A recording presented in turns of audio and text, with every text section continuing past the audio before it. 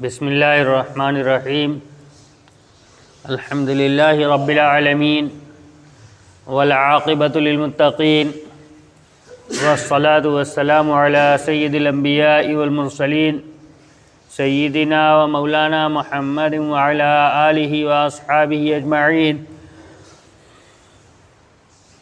اما بعد فقد قال النبی صلی اللہ علیہ وسلم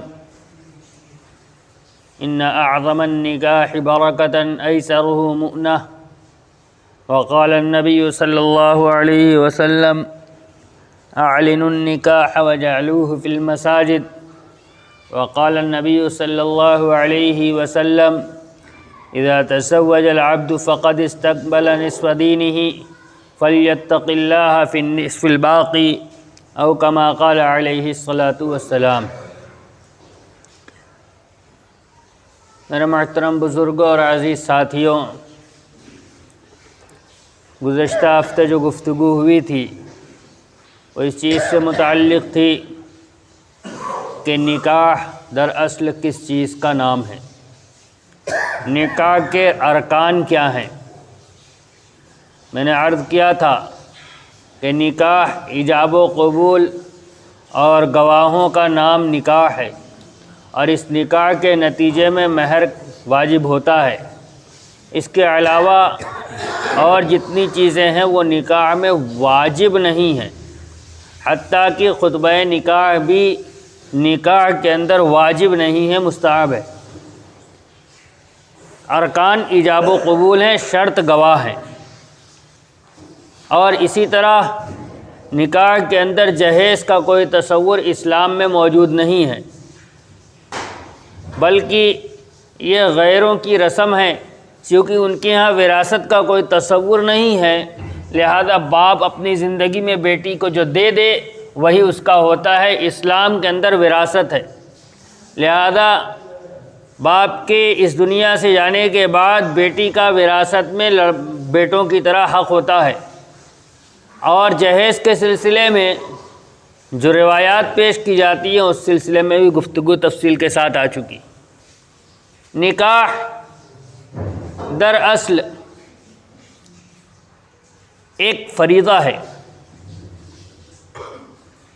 کتابوں کے اندر، فقہ کی کتابوں کے اندر مسئلہ لکھا ہوا ہے، ایسا شخص جس کو اس بات کا اندیشہ ہو کہ اگر نکاح نہیں کرے گا تو گناہ کے اندر ملوث ہو جائے گا، ایسے شخص کے اوپر نکاح کرنا واجب ہے۔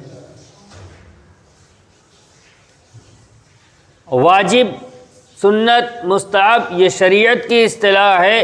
اس رسم و رواج کو واجب، سنت اور مستحب نہیں کہا جاتا۔ جب یہ سنت کی اصطلاح ہے، شریعت کی اصطلاح ہے، تو پھر اس سلسلے میں ہدایات بھی موجود ہیں۔ یہ ہمارا دنیا کا عمل نہیں ہے کہ جیسے چاہیں ویسے کریں، بلکہ یہ ایک شرعی عمل ہے، لہذا ہدایت کے مطابق اس پر عمل کیا جائے گا۔ میں نے 3 روایتیں پڑھی ہیں خطبے کے بعد۔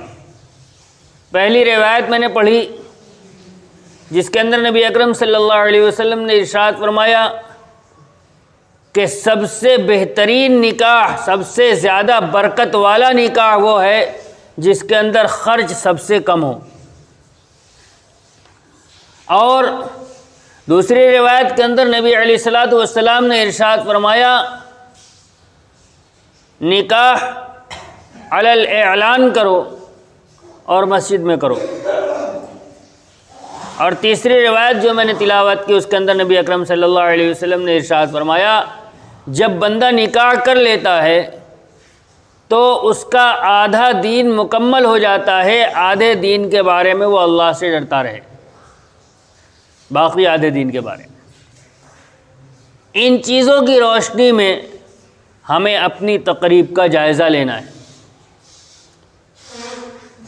نبی اکرم صلی اللہ علیہ وسلم نے ارشاد فرمایا ان اعظم النکاح برکۃ ایسرہ مؤنہ، سب سے بابرکت نکاح وہ ہے جس کے اندر خرچ سب سے کم ہو، اور ایسا نکاح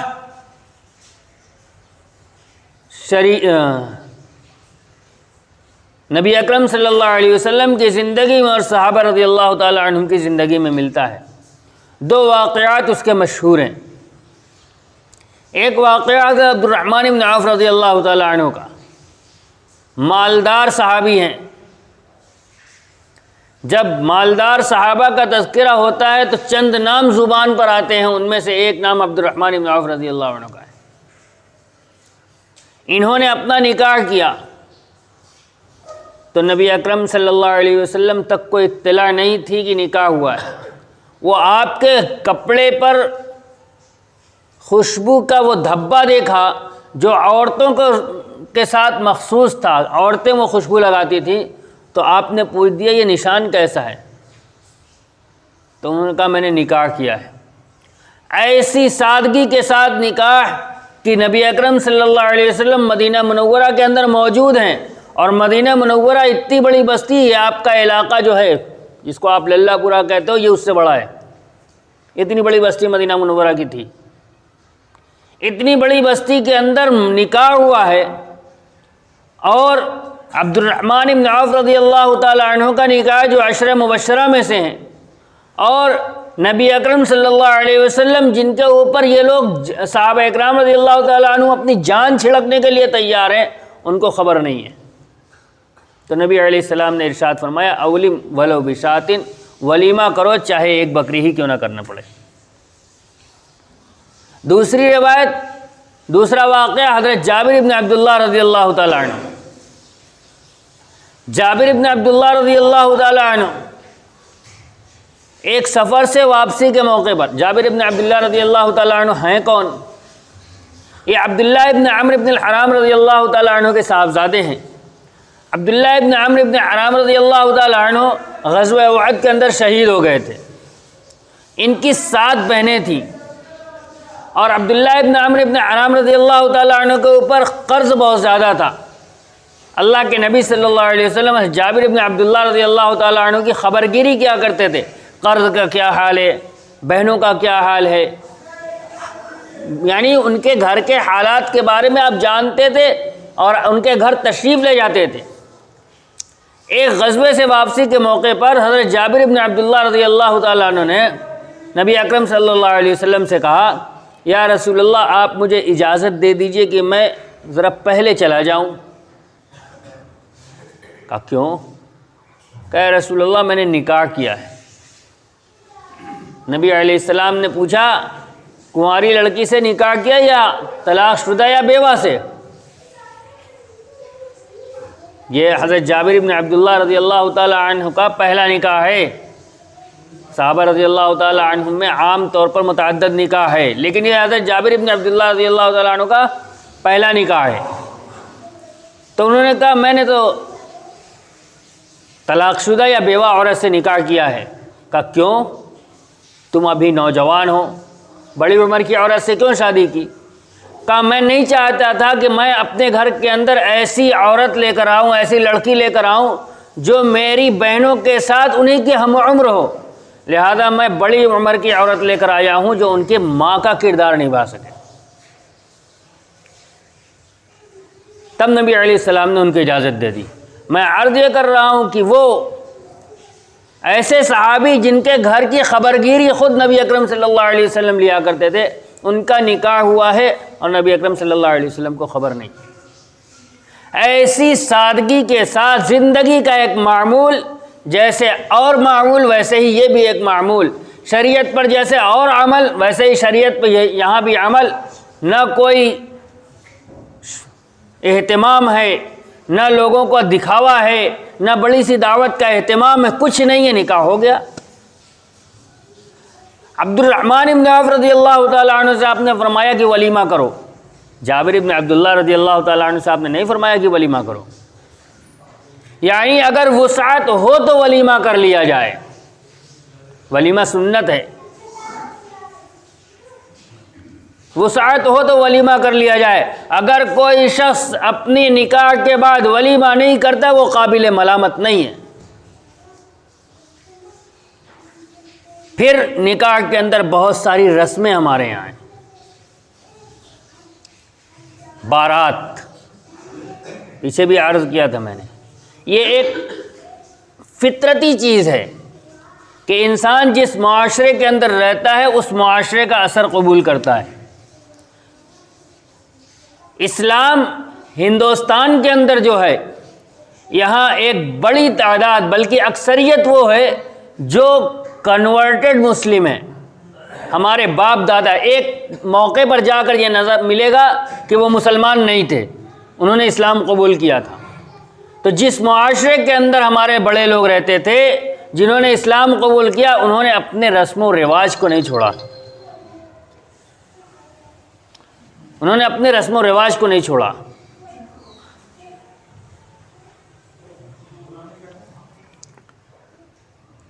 وہ رسم جو ان کے یہاں بارات کے شکل میں تھی، بارات کیا تھی؟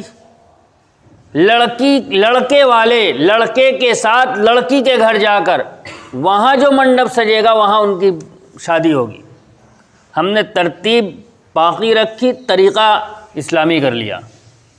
نکاح اب لڑکی کے گھر ہوگا، لہذا جتنے لوگ بارات کے قائل ہیں وہ اس بات پر کبھی راضی نہیں ہوتے کہ نکاح کہیں اور ہو جائے۔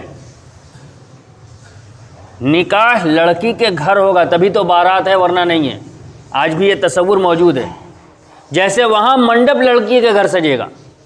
تو یہ وہ رسم تھی جو رسم اپنی جگہ پر موجود ہے، بس اس میں سے جو اور دوسری چیزیں تھی جو اسلام مخالف تھی، شریعت کے خلاف تھیں، ان کو چھوڑ دیا گیا اور باقی رواج کی نقل ابھی باقی ہے۔ لہذا اس رواج سے پرہیز ضروری ہے۔ میں یہ نہیں کہتا کہ بارات لے جانے والا کافر ہو جاتا ہے یا بہت بڑا گناہ گار ہے، لیکن بہرحال یہ غیروں کی نقالی اور غیروں کی نقالی سے منع کیا گیا ہے۔ پھر کیا کیا جائے؟ کیا وہ جائے گا جو نبی علیہ الصلوۃ والسلام نے فرمایا ہے، اعلنوا النکاح وجعلوه فی المساجد، نکاح اعلان کرو اور مسجد میں کرو۔ مسجد میں کرنے کی وجہ بھی یہی ہے کہ مسلمانوں کا ناطہ مسجد سے جڑا ہوا ہے۔ مسجد کے اندر نکاح ہوگا تو زیادہ لوگ جانیں گے کہ نکاح ہوا ہے۔ معاشرے کی پاکیزگی یہ اسلام کی تعلیمات کے اندر ہر جگہ موجود ہے۔ لہذا جب مسجد کے اندر نکاح ہوگا تو سب کو معلوم رہے گا کہ اس بچے کا نکاح ہو گیا ہے۔ کل کو جب کسی برقع پوش کے ساتھ یہ نکلے گا تو ہر ایک کو معلوم رہے گا کہ اس کی بیوی ہے۔ کوئی نہیں سوچے گا کہ لڑکی اس کے ساتھ کہاں جا رہی ہے، ہر ایک کو معلوم رہے گا۔ معاشرے کی پاکیزگی بدگمانی سے حفاظت اس کے ذریعے سے ہوگی۔ اعلان کا وہ طریقہ اختیار کیا جائے گا جو نبی علیہ الصلوۃ والسلام نے بتلایا ہے، یعنی ایسی جگہ پر نکاح کیا جائے جہاں عام مسلمان آتے جاتے ہیں مسجد کے اندر۔ اور نکاح کے اندر جو خرچ ہے وہ صرف اور صرف ولیمے کا ہے۔ وہ بھی حضرت عبد الرحمن بن عوف رضی اللہ تعالیٰ عنہ سے نبی علیہ الصلوۃ والسلام نے فرمایا ہے کہ نکاح کرو چاہے ایک بکری ہی ذبح کیوں نہ کرنی پڑے۔ اور بکری ذبح کرنا